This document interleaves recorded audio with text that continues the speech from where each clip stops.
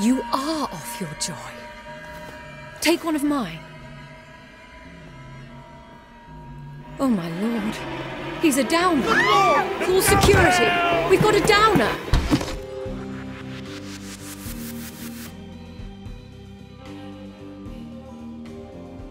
Compulsion Games' We Happy Few pretty much embodies the idea of potential. Its dark atmosphere, mixed with British humor and psychedelic aesthetic, have caught the eye of many a curious gamer ever since its earliest reveals. But that potential has not quite been realized thus far, as early access players complained about the game's survival elements and meager story. Now, We Happy Few arrives on consoles and PC in a full release, with some retooled elements and a beefed up narrative.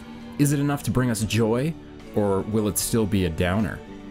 Undoubtedly, We Happy Few pulls you in right away with a great narrative start. You'll start off playing as Arthur, whose job involves censoring news items in a dystopian, alternate universe 1960s England. The Orwellian connection is clear and is just one of the many influences on display throughout the game, from titles like BioShock and Half-Life 2 to TV shows like The Prisoner and movies like A Clockwork Orange. In We Happy Few's universe, Arthur and his fellow citizens survive a brutal and cruel totalitarian existence by taking joy pills, which offer a temporary, psychedelic brain cleanse and allow them to function. But Arthur quickly goes off his meds when a particular article he's working on jumpstarts memories of his long-lost brother Percy. As we soon learn, those who refuse to take joy are ostracized as downers and attacked by their medicated peers. So off Arthur goes on a desperate quest to escape this nightmare and reclaim his identity. We Happy Few becomes sort of a survival horror game after that, as you must travel through the fictional town of Wellington Wells and its many districts while avoiding the wellies, abusive bobbies, and even regular folks who are also off their joy, all of whom will deliver a right good thumping to you at any moment just for shits and giggles.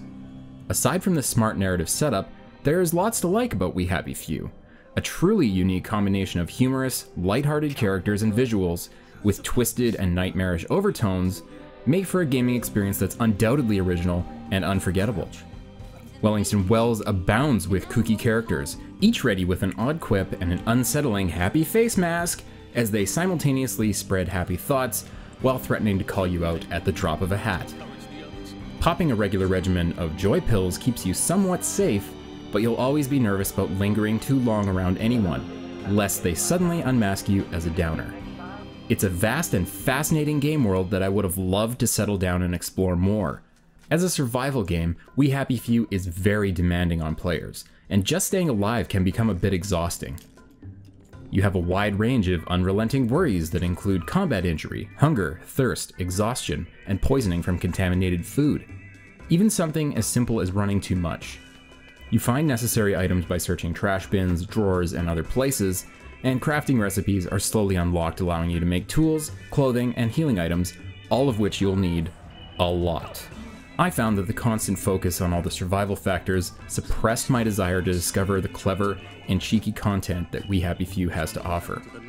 Another discouragement to exploration is the tendency of local NPCs to mob you if you reveal yourself by wearing the wrong clothing, searching for survival aids, wandering away from authorized areas, going off your joy, going out at night, or basically anything besides sitting quietly on a bench. You need to learn and craft the appropriate apparel for each area, and remember to find and pop your pills regularly.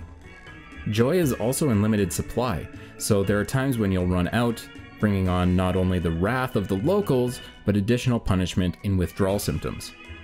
You could try to fight off your attackers, but I found that they quickly swarmed me, making stealth really the only long-term option to avoid being beaten to death. Put everything together, and Wellington Wells offers an experience of living in a nightmare world that's a bit too much of a nightmare at times. However, as you make your way through the game, you'll unlock new and quite interesting areas, and the truth about Wellington Wells will slowly be revealed.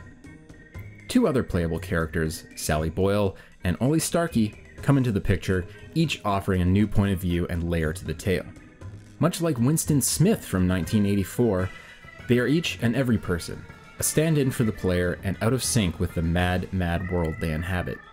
Without spoiling the story, I will say that it's a clever and smart alternative history with a very bad thing at its core that explains the masks, the current state of affairs, and the joy pills. You'll willingly swallow We Happy Few's negative qualities for the reward of learning what makes this crazy place tick, and your efforts are worth it in the end. It's in this and the game's many side quests that We Happy Few succeeds, and I was left wishing that the story took an even greater precedence over the slog of survival and the other gameplay elements. Quirky characters and neat little funny, satirical moments abound in Wellington Wells, despite its citizens' love of fetch quests. There's a Monty Python-esque absurdity to it all that definitely hits the right note, and the environmental layout is dull at times, but procedurally generated, so replay value is solid.